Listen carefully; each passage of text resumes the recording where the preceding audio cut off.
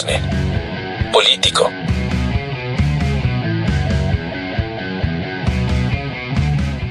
Isma, son 250,000 niños los que se estima que están en riesgo de ser reclutados por el crimen organizado en este país. 250,000 niños, de acuerdo a la ONG que se llama Reinserta. Esta ONG pues está más que nada dedicada a los esfuerzos que hay a nivel nacional para, pues ahora sí que reinsertar, como lo dice su nombre, a los jóvenes y a los menores de edad que fueron víctimas de abuso por el crimen organizado, que fueron, pues ahora sí que obligados por el crimen organizado a hacer, pues cosas que no querían hacer para ayudar a la estructura criminal. Y es con lo que queremos arrancar este primer, bueno, más bien último episodio rumbo al debate presidencial, porque este domingo, hoy es sábado, si nos están escuchando, y mañana, el día domingo 19 de mayo, va a ser el último debate presidencial de los candidatos a la presidencia de México. Va a ser la última vez que van a debatir Xochitl Gálvez, que va a debatir Xochitl Gálvez con Claudia Sheinbaum, con Jorge Álvarez Maínez. Y en este debate en específico se van a tocar temas, pues, bastante complejos, por decirlo menos, de hecho muy espinosos. Uno de ellos es el tema de seguridad en el país. Sabemos que México pues vive desde hace ya décadas, desde que inició la guerra contra el narcotráfico, por ahí del sexenio de Calderón, vive en un estado de guerra, no se le puede decir de otra forma, en el cual buena parte de su territorio está consumado por las actividades del crimen organizado que conllevan pues una espiral de violencia que no parece terminar, y es un fenómeno pues bien complejo. La realidad es que quien llegue a la presidencia no es un asunto que se vaya a poder, tristemente, que se vaya a poder resolver de tajo, porque no solamente involucra a México, involucra también a otros actores internacionales, o sea, a otros países, y pues ahora sí que al ser un tema tan complejo, donde hay tanta influencia de tantos, con tantas aristas, pues es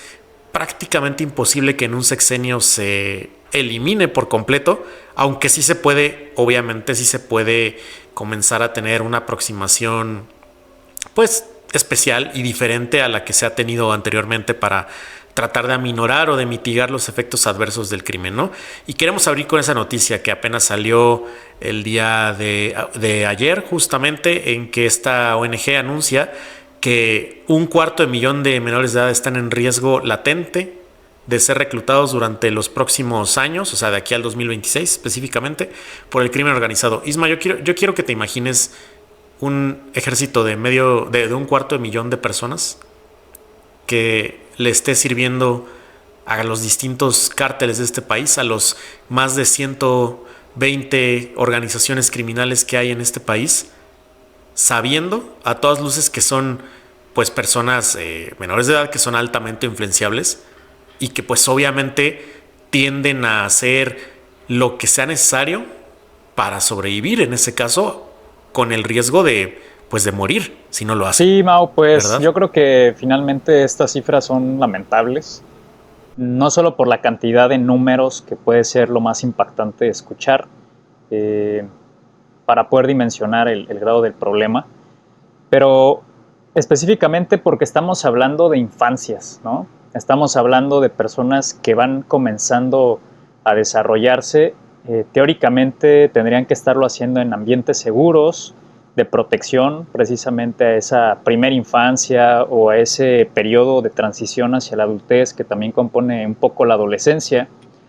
Y de alguna manera hemos visto que sí, hay casos de chicos que se involucran justamente, pues ahora sí que en actividades ilícitas, cada vez incluso se menciona, ¿no?, que son más jóvenes, etcétera. En cuestión de edad comparado con como era antes, en el momento de enrolarse. Entonces, me parece que lo preocupante aquí también es qué condiciones están generando que esto sea atractivo para estos niños, adolescentes, para estas infancias en México. Y en ese sentido me parece que el analizarlo simplemente como que, pues de alguna manera el crimen organizado tiene mucho poder, porque eso pues todos lo sabemos, y por otro lado es algo que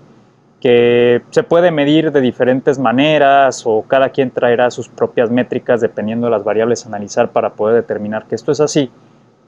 Podemos pensar también que México de alguna manera tiene cuestiones estructurales a tratar desde hace mucho tiempo como temas pendientes que han ido generando un caldo de cultivo perfecto para que esto se dé. Y en ese sentido podemos apuntar ciertos temas como lo pueden ser precisamente el desempleo, la poca capacidad que hay para generar empleos de calidad por parte de empresas, y no solamente me refiero al crecimiento económico, sino también el crecimiento laboral profesional. Muchos de los estados más violentos, precisamente en México, tienen salarios promedio bajísimos. Esto dista mucho de las narrativas incluso de gobiernos estatales en donde se promocionan que son polos de desarrollo, que son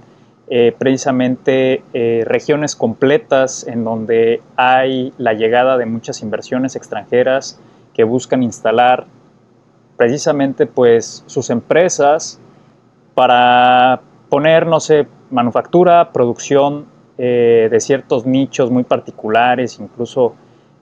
pues sobre todo automotriz, sobre todo en cuestión de aprovechamiento del nearshoring, ¿no? Con este tema de poder acortar distancias logísticas, y entonces México se ha vuelto pues de alguna manera atractivo para empresas transnacionales para poder acercarse a los Estados Unidos o tener mano de obra barata, y esto no son buenas noticias para estas infancias porque de entrada, si nos ponemos a ver el norte del país, mucho de lo que significa el abandono de menores en el sentido de que aunque estén en una estructura familiar, más allá de si estas estructuras familiares, porque creo que aquí entraríamos como al moralismo, ¿no? De que si las familias ya no tienen valores y todo esto que a veces se defiende mucho desde el conservadurismo, es que muchos de estos padres se ven obligados precisamente a tener que ir a trabajar 10, 12 horas a las maquiladoras, por ejemplo, de Ciudad Juárez, las mujeres, con lo que implica el que no hay quien les pueda atender a estas infancias. Implica que hay padres de familia trabajando justo en estos estados donde se promociona que hay un gran desarrollo industrial, empresarial, donde hay cientos de millones de pesos en inversión, pero en el momento en el que tú ves los salarios promedios de la gente, que evidentemente no todos son los CEOs de la empresa, ni altos ejecutivos, ni directores financieros, estamos viendo un grave problema de subempleo. Y por subempleo me refiero a que la gente está explotada en gran medida, que tiene que cumplir horarios extensos, que tiene que cumplir con ciertas demandas empresariales del patrón, en donde no se respetan sus derechos laborales como el descanso, pues ahora sí que extenso, para que la gente no viva extenuada. Esto también genera ambientes propicios a la violencia intrafamiliar, pues porque la gente vive harta, vive agotada, vive en el rendimiento nada más y no puede justamente involucrarse de forma adecuada en el aspecto familiar, porque no hay ni dinero para hacerlo, no hay tiempo para lograrlo, y tampoco hay las condiciones materiales de las ciudades para que esto, al menos su dinero rinda, porque si tú te vas a analizar en muchas ciudades del país, las pocas que pudieran tener un sistema de transporte, por ejemplo, en donde la gente de clases bajas, si no se mueven por medio de un auto porque es muy complicado hacerse de un patrimonio como tal, quizás sea a través de alguna motocicleta, pero el chiste es de que la mayor parte de la gente en este país que no tiene muchos recursos o que está batallando para poder subsistir, se tiene que mover en transporte público. ¿Qué costo tiene el transporte público en México? ¿Cuánto de un salario mínimo se va simplemente en poder hacer llegar a los niños y a las infancias a sus lugares de desarrollo primordiales como pueden ser la educación? ¿Cuánto cuesta en México la educación que debería de ser gratuita precisamente, pero todo lo que se mueve alrededor del poder llegar a la escuela con una cierta alimentación que nos permita que esos niños aprendan, que esos niños estén teniendo un bienestar biológico para poderles llamar niños sanos, incluso que depende de la biología, de lo que comemos, nuestra propia salud mental, cosa que no es de extrañar que la gente hoy sepa más, que esto es un hecho. que por ejemplo una microbiota que se alimenta de azúcares, que se alimenta de alimentos muy pobres, no es capaz de desarrollar ese niño, esa niña, un cerebro para poder aprender y discernir, como alguno que sí lo hace. Entonces el problema en México, además de lo que es evidente y lo que es estruendoso como esta cifra, es que estamos perdiendo la capacidad también por medio de problemas estructurales que se han venido desarrollando por décadas y se han agravado. Entonces, por más que haya desarrollo, si no hay voluntad económica o de los poderes económicos en este caso, también de los gobiernos para involucrarse y crear mejores condiciones de políticas públicas, pues no solo para las infancias están de alguna manera cautivas al destino de sus padres,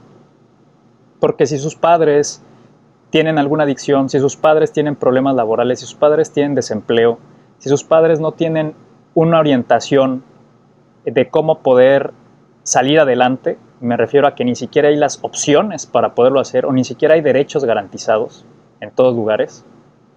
pues qué tipo de infancias se están gestando en el seno de nuestra sociedad. Entonces, ¿cómo no van a ser presa los niños, jóvenes y adultos de todas edades? Pero lamentablemente todavía más los niños, precisamente por esta cuestión en donde ni siquiera son culpables de la circunstancia que los secuestra, en donde reciben directamente el primer golpe de lo que es esta sociedad mexicana, que es abundante en desigualdad y pobreza. Entonces, ¿qué se puede hacer? ¿Qué más se puede hacer para que haya políticas públicas más fuertes,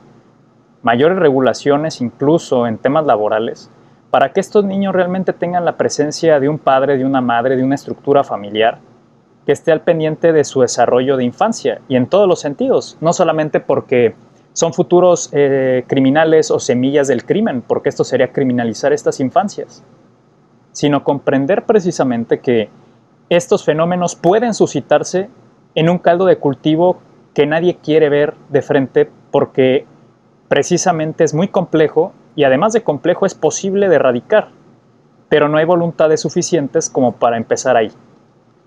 Es más fácil señalar. Creo que aquí estás pintando muy, muy bien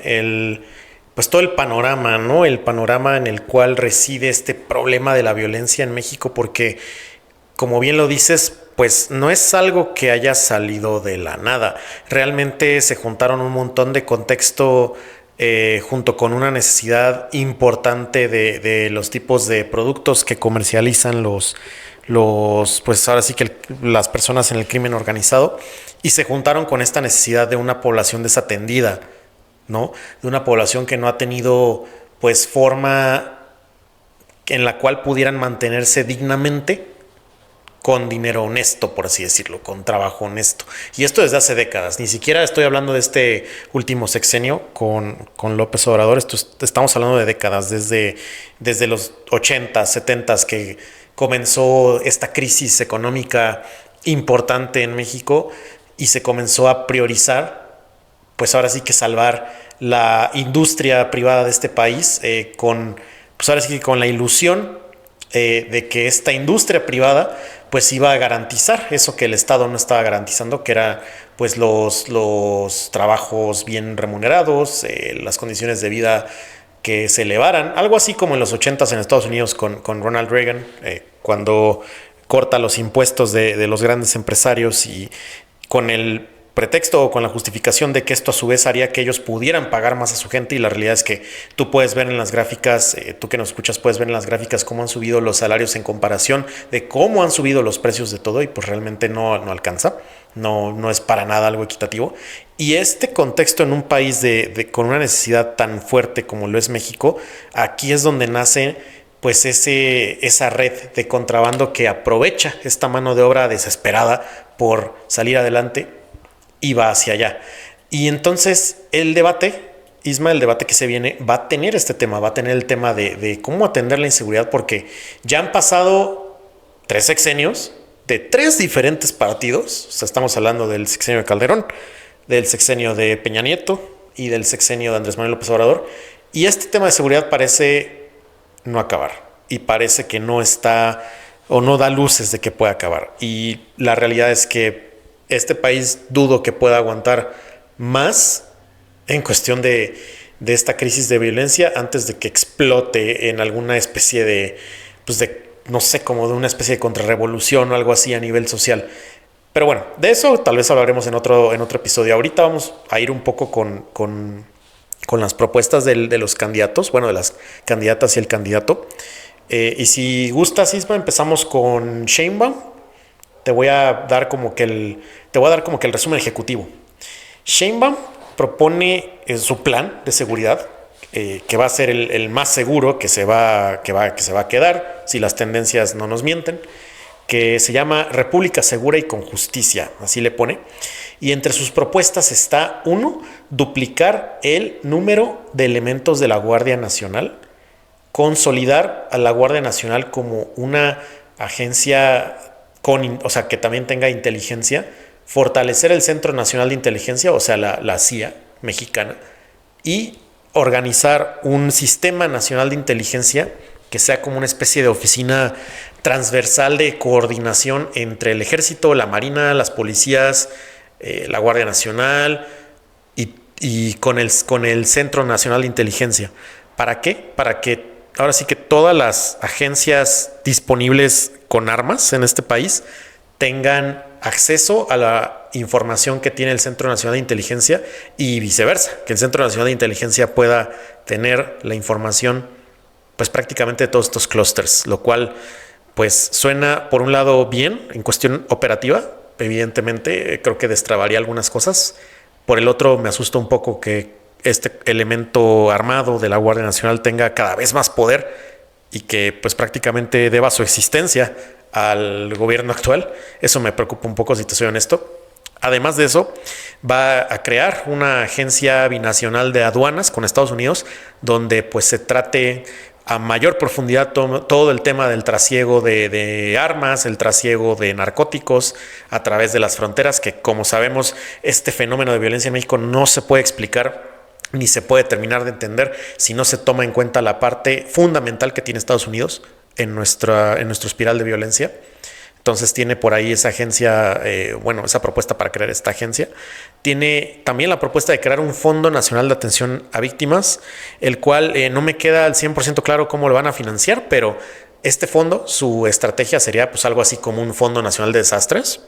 pero en vez de ayudar a las víctimas de desastres, sería para ayudar a las víctimas de la violencia. Es decir, si tú eres, no sé, una señora, una mamá con un hijo pequeño y a tu esposo lo balearon en algún ataque armado y murió, pues de alguna forma este Fondo Nacional estaría destinado para ayudarte a salir adelante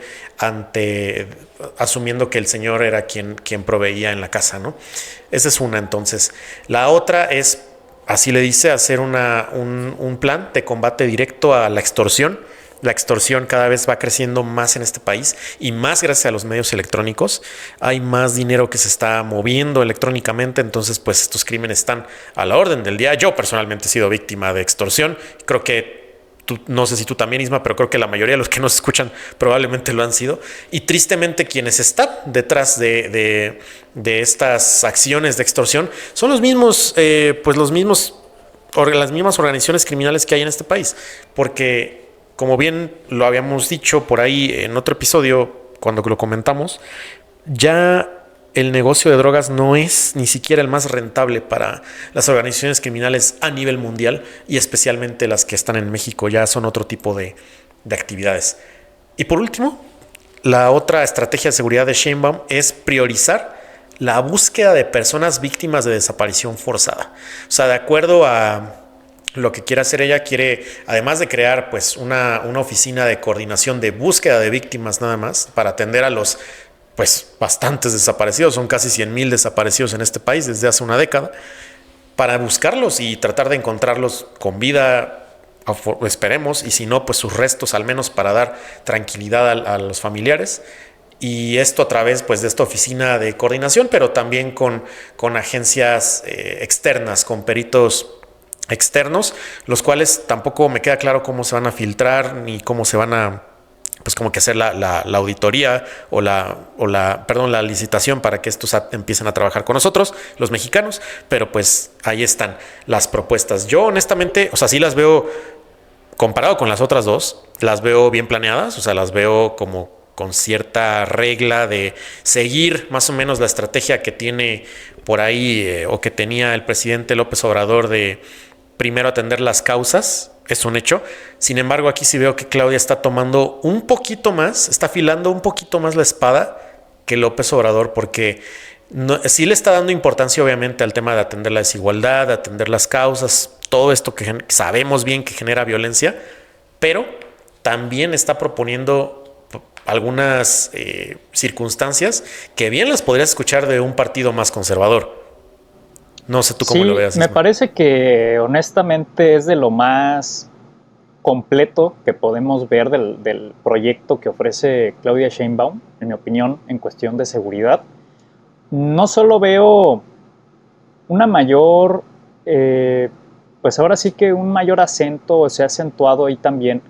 el hecho de que se habla más de inteligencia para desarticular o para tratar de frenar ciertos fenómenos, no solo de violencia, sino también de crimen. Y eso me parece que son buenas noticias, porque si algo podemos saber de México es que mucho de lo que se mueve en el ámbito de la justicia, incluso de la persecución de delitos, es que es sumamente opaco. Creo que aquí el que haya pues una coordinación, una articulación, creo que incluso quieren hablar de poder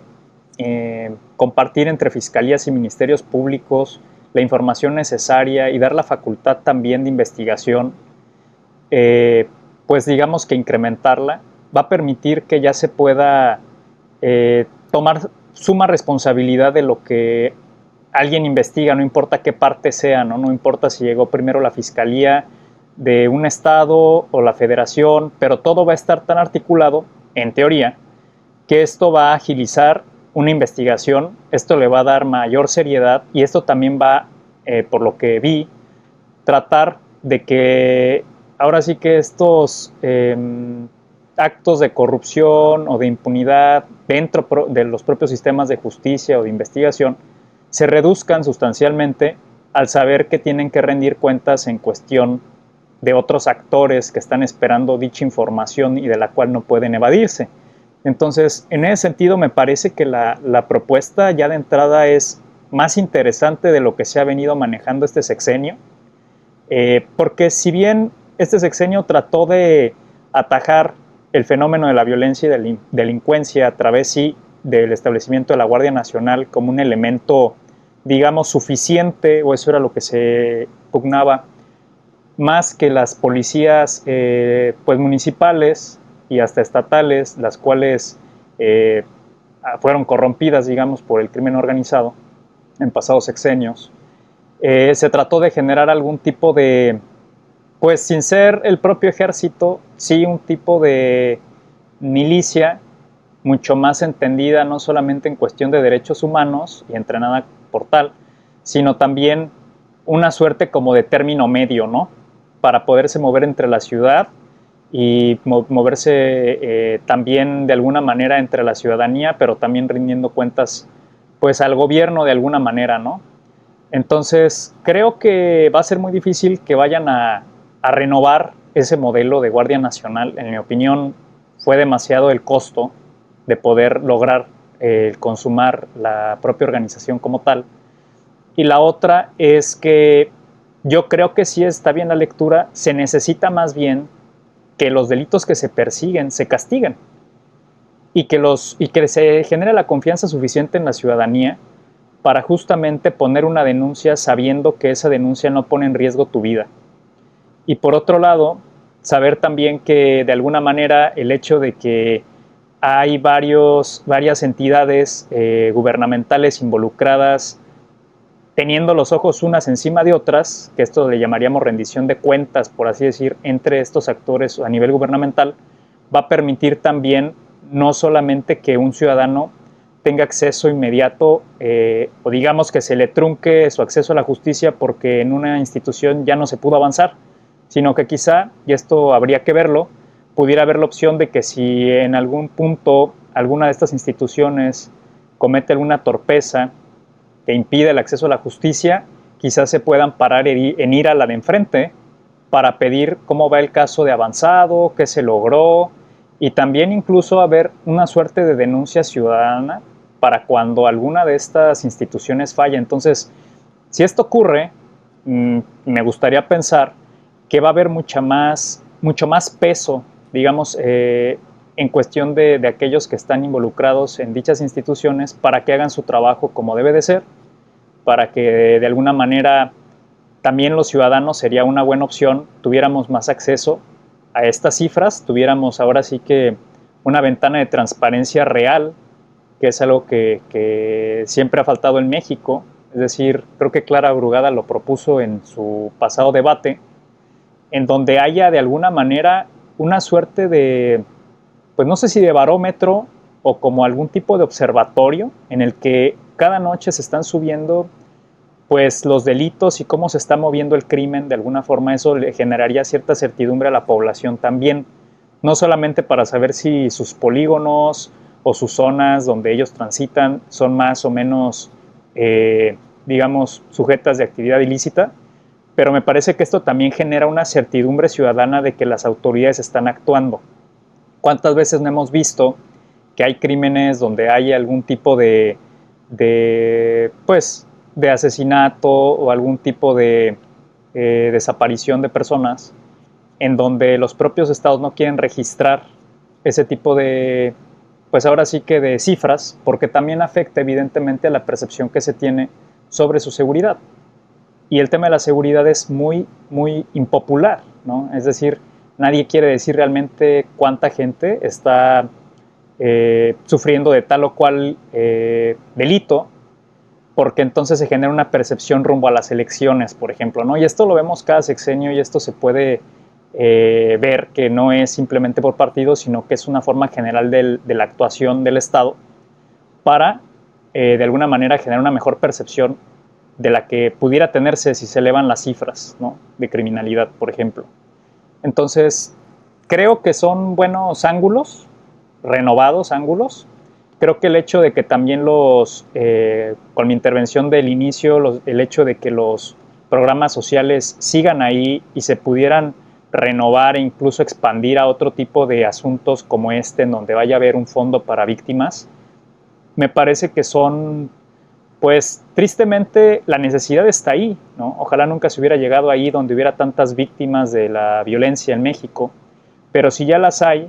pues el hecho de aceptarlo y poder tomar acción para que esas personas no vean truncado su futuro, es decir, un niño o una niña huérfanos, una mujer o un hombre que se queda sin la pareja, que de alguna manera en México pocas son las familias en donde solamente una de las personas es la cabeza de la familia que trae el pan a la mesa, pues prácticamente te quedas sin equipo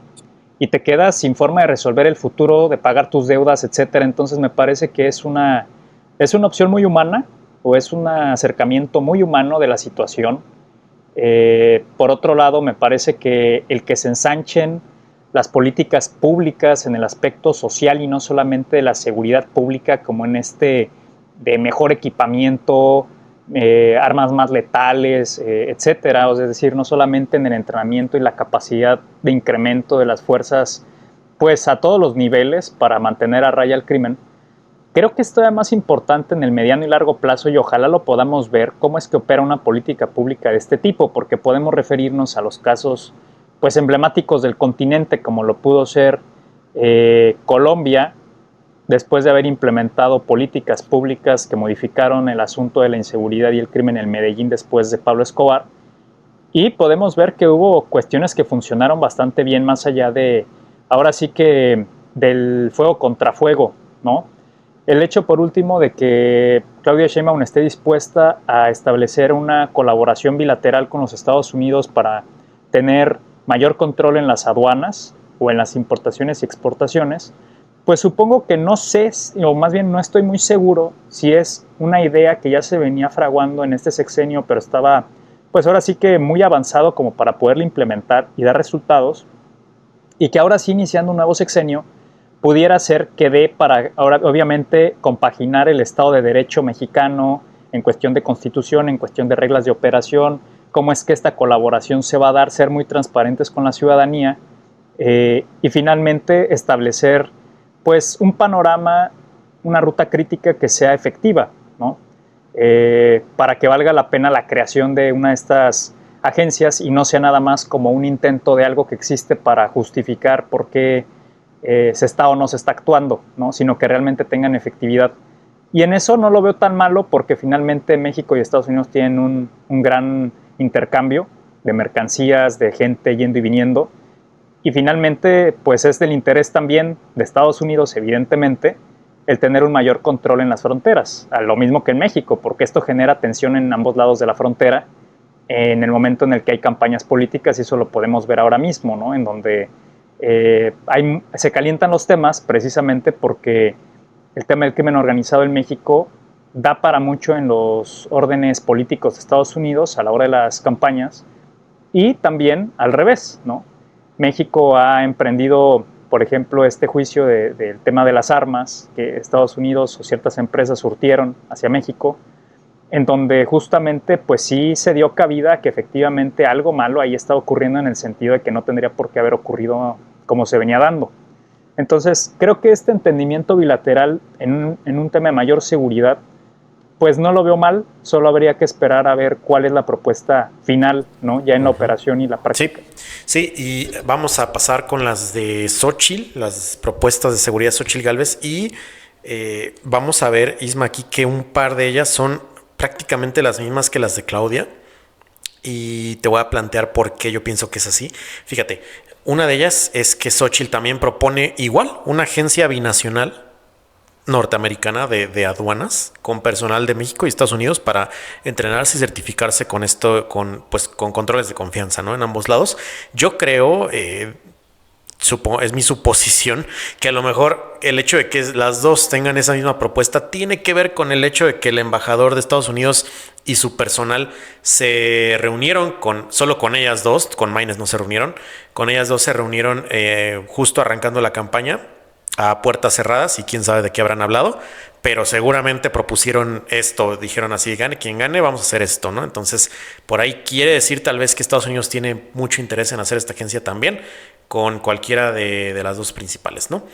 Y bueno, además de esto, Xóchitl tiene obviamente un esquema de propuesta un tanto más filoso, por así decirlo. Una de ellas quiere crear la Universidad Nacional de la Seguridad. O sea, quiere hacer una Academia Nacional de Policías para que todos los policías, para poder ser policía en cualquier parte de la República, tengas que tener mínimo una carrera de 6 años en una formación homologada. Esto, obviamente, bien implementado, pues sería grandioso, similar, yo creo, a la Academia de Policía Francesa, una policía muy efectiva, pero pues realmente no sé si esto se ejecutaría bien. Depende de muchas cosas, ¿no? Además de esto, pues ella plantea duplicar el número de policías en municipios de alto riesgo. Esto a través de las siguientes medidas: incrementar el salario de policías para que no sea menor a 20,000 pesos. Entonces, incrementar el salario, ella piensa que con esto va a traer a un buen número de policías para duplicarlos durante su sexenio de ganar. También planea hacer un fondo de recursos para crédito de vivienda, seguro de vida, seguro de gastos médicos y becas de universidad para hijos de policías, para darle una especie de dignificación a la labor del policía similar a la del militar, que tienen algo así también ellos, pero para los policías, no importa si son municipales, estatales o de la Guardia Nacional. Construir pues un nuevo sistema nacional de seguridad, del cual nada más lo pone así, o sea, que se van a analizar, se van a probar y evaluar estrategias. Yo imagino que sería como una especie igual de órgano transversal como el Sistema Nacional de Inteligencia que propone Sheinbaum, pero quién sabe.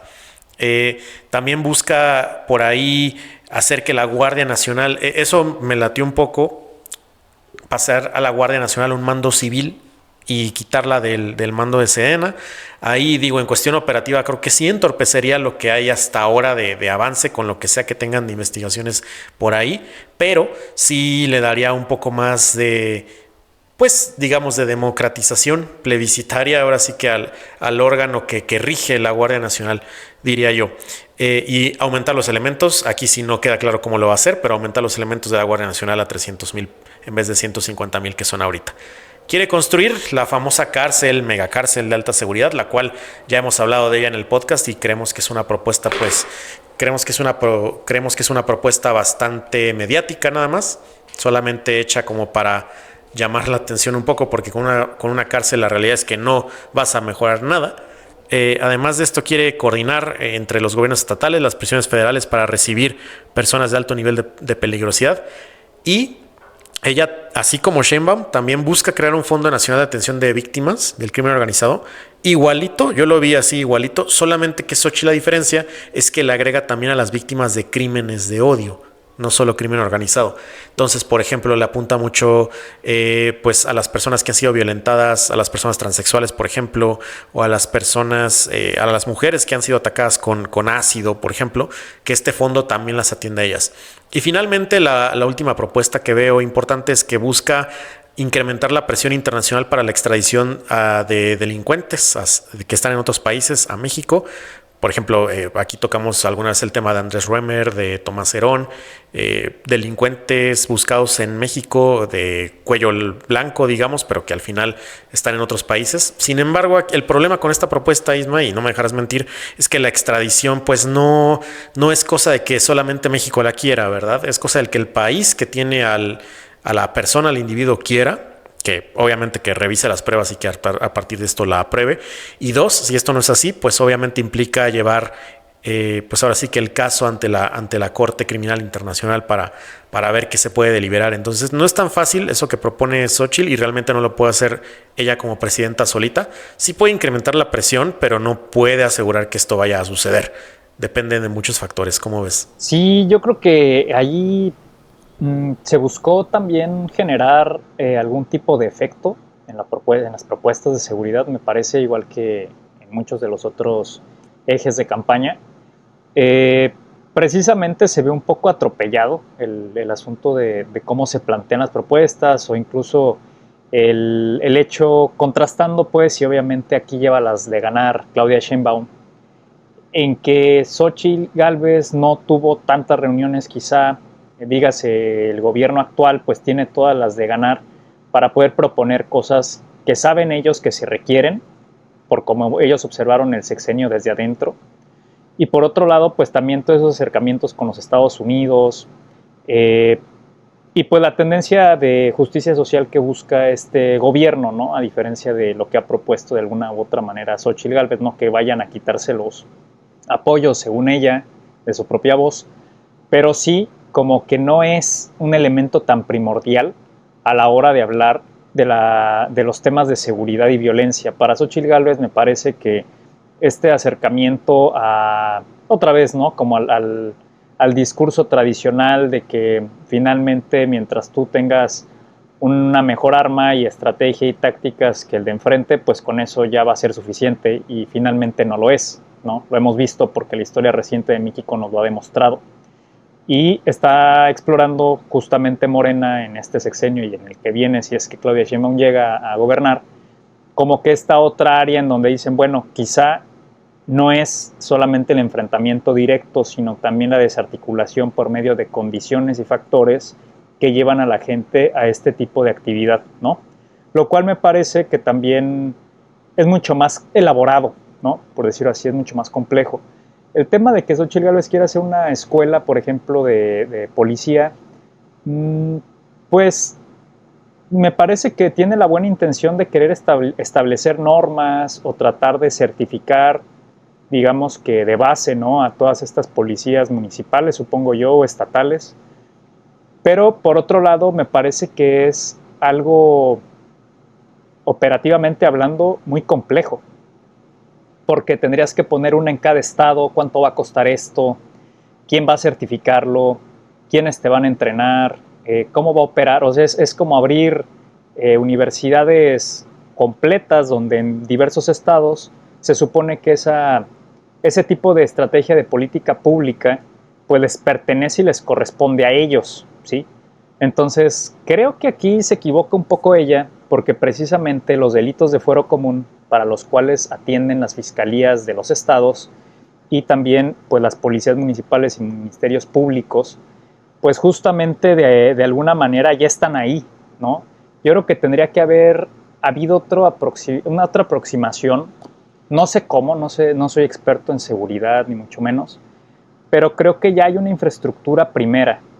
Entonces, como que partir de cero, quizá con el hecho de querer renovar, ¿no?, esta reputación de que las policías son corruptas o que están coludidas, etcétera, que no puede ser el caso absoluto, trató ella como de decir, mira, entonces vamos a empezar de cero, ¿no? Pero ese empezar de cero pudiera ser innecesario y por otro lado se pudiera lograr mejor con una mejor vinculación entre los actores que ya actúan hoy por hoy, ¿no? E ir elevando de alguna manera, sí con certificaciones, sí con capacitaciones del orden federal, incluso con ONGs, pues sobre temas de derechos humanos, sobre temas incluso de atención a las víctimas que acaban de perder un familiar y llegas y ¿qué les dices? Son personas que están en un trauma, en un shock. Entonces todo esto me parece que pudiera ser complementario con lo que ya hay y pudiera ser todavía más efectivo porque incluso es muy complicado que vayan policías de todo el país y que se estandarice la forma en que tienen que operar cuando en cada una de sus regiones, ciudades, estados, hay condiciones diferentes de criminalidad. No creo que una persona que se dedique a las labores de la policía en Mérida, Yucatán, tenga un mismo acercamiento que una persona que vive en los estados del norte del país, donde hay un crimen organizado desde hace décadas, y evidentemente el nivel de violencia es muy distinto. Entonces, en ese sentido, creo que cómo estandarizar qué vas a dar el primer semestre de todos iguales y después nos vamos por equipos y grupos para ver a quién le tocó más duro en donde vive, me parece que es un poco antipedagógico, por decirlo así. Y pues precisamente Álvarez Maínez creo que también, no sé, mi percepción es que muchas de las propuestas de Álvarez Maínez pudiera absorberlas Morena,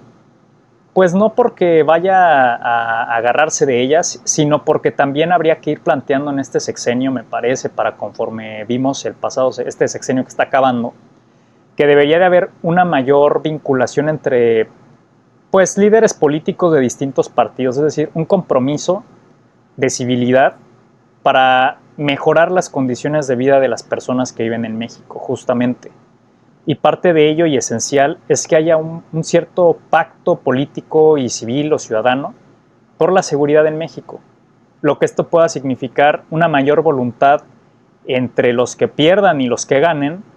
para que se puedan operar cuestiones que a la gente que somos ajenos a quién le va a ir mejor porque me conviene un partido o el otro, sino que estamos viendo el desarrollo de eventos para que nos beneficie simplemente como ciudadanos, porque nuestro interés es pues estar bien,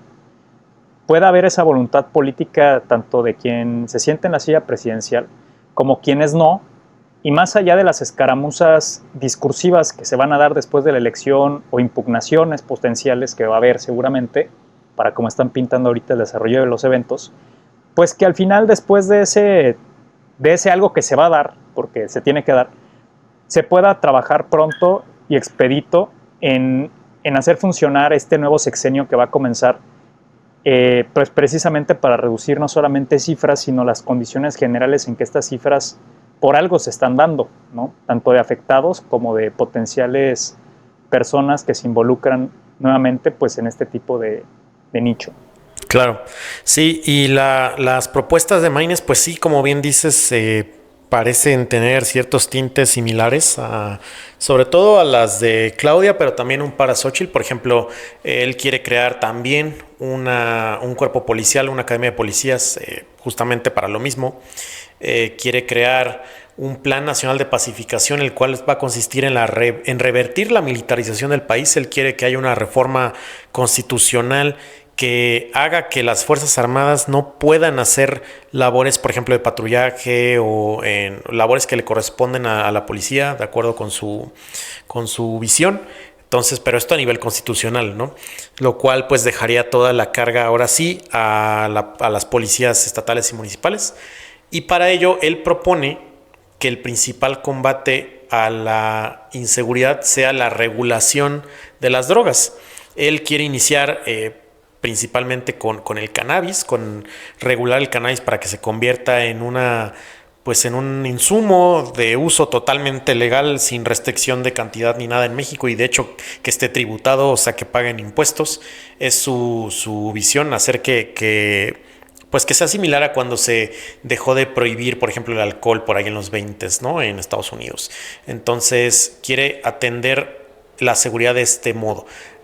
Pero allí el grave problema que yo veo con a la aproximación de Maines en esta cuestión es que para el crimen organizado hoy en día en México, en este país, para empezar, el uso de marihuana y de las drogas en general ya no es su principal fuente de ingresos. Y ese es el grave problema. Aunque él vaya y regule no solo la marihuana, sino ya incluso drogas más duras, como en algunos países que ya hay más flexibilidad, como en Canadá, como la heroína o la cocaína, por ejemplo, aún así, si lo hace, hoy por hoy, para el crimen organizado no es la actividad más rentable, ya lo es el tráfico de personas, en primer lugar. Se estima que pues ahora sí que una persona a la venta, por ejemplo, para fines de explotación sexual, le puede generar al crimen organizado diariamente más de 100,000 pesos, por ejemplo. Entonces, este tipo de actividades, si lo multiplicamos por la cantidad increíble de migrantes que pasan a diario por este país, que no tienen los papeles, ni la protección, ni nada que los respalde en su paso por este país, pues puede haber muchos secuestrados y secuestradas para ser vendidos, para ser ahora sí que usados, y pues esto es lo que genera más dinero para el crimen organizado hoy en día, y también el tráfico de armas, obviamente, la cuestión de compraventa de armas en el mercado negro, tanto adentro de México como de México para el mundo, porque ya pues México se ha hecho de un gran almacén de armas, digamos, de un gran inventario de armas, que ya a veces también terminan exportando armas que en primer lugar importamos de Estados Unidos, y ya se exportan a guerrillas, por ejemplo, en África, sobre todo, incluidos vehículos también blindados, que también se llegan a exportar por allá. Entonces, realmente la aproximación de Maines sí, tal vez, de ser bien ejecutada, podría funcionar en eliminar o en mitigar los efectos del crimen organizado en unos nichos específicos como lo es el tráfico de drogas. Pero Isma, esto ya no sería acabar con el crimen organizado, porque ya hay otras actividades que les están dando dinero, como los que dije, o como los fraudes financieros también. Sí, efectivamente, ¿no? enfocarse como más pues sí, en el tema de inteligencia, ¿no? Sí, justamente. Y pues esas ahora sí que son las propuestas de seguridad. Además de eso, en el debate pues se va a hablar de otro tema súper importante, que es el de política exterior. Hay que saber cómo piensan estas tres personas llevar la agenda internacional de este país en un contexto mundial tan complejo como lo hemos estado tocando aquí en el podcast, y sobre todo con un vecino que es Estados Unidos, que seguramente tendrá por ahí a un presidente que no le agradamos. Ahora sí que como país, como nacionales, realmente tiene una retórica bastante agresiva todavía hacia los mexicanos. Entonces tienen que tocar ese tema, y también el tema de división de poderes, donde justamente tienen por ahí algunos desacuerdos en cuanto a cuál debería ser el papel o la forma de funcionar de la Suprema Corte de Justicia. Y lo hemos estado viendo ahora sí que con el drama entre el anterior ministro de la Suprema Corte, presidente de la Suprema Corte, que era Arturo Saldívar, y ahora es la ministra Norma Piña, su drama que tienen interno en cuestión de que se están persiguiendo por diferentes acusaciones. En fin, estos son como los temas que van a tocar en el debate, y son bastante espinosos. Y pues yo lo que les diría a la audiencia para cerrar es que pues ahora sí que nos enfoquemos en absorber lo más que podamos de las propuestas de este último debate, y contrastar, ahora sí que no tanto con cómo suena la propuesta, contando mi experiencia personal, digamos. Porque, por ejemplo, para alguien con una experiencia personal que no ha tenido ninguna cercanía al crimen organizado, a lo mejor una megacárcel suena bien. A lo mejor suena bien tener un lugar donde a la gente le dé miedo ir, como lo que hizo Bukele en El Salvador en su momento. Pero sabemos que esto por sí solo no atendería ni el 1% del problema tan complejo de seguridad que hay en este país. Entonces yo les diría que lo vean desde su propio criterio, traten de ampliar ese criterio en función de conocer cómo es la vida en otras zonas, cómo han sido afectadas diferentes municipios, los más vulnerables en este país, por el crimen organizado. No sé si tú, Isma, tengas algún comentario para cerrar. No, simplemente que creo que vale la pena ver el debate pues último, este tercer debate, pues porque al final el tema es el más escabroso pues para todos, para el sexenio incluso que va saliendo. Fue un tema que no se pudo, digamos, que concretar como se tenía previsto, y que también de ello depende mucho de lo que va a ser la vida pública y finalmente política de México, ¿no? Lo pudimos ver como un adelanto en las campañas, en donde el dedo en la llaga fue ahí y donde finalmente también nos conviene, y más que nada por ser ciudadanos que les interesa el bienestar del país, porque en él nos desarrollamos, pues precisamente estar atentos y al tanto de que si de llegar Sheinbaum a la presidencia, cuáles serían esos pasos que se propusieron y pues finalmente ser observadores y ser también testigos de eso que se va a hacer,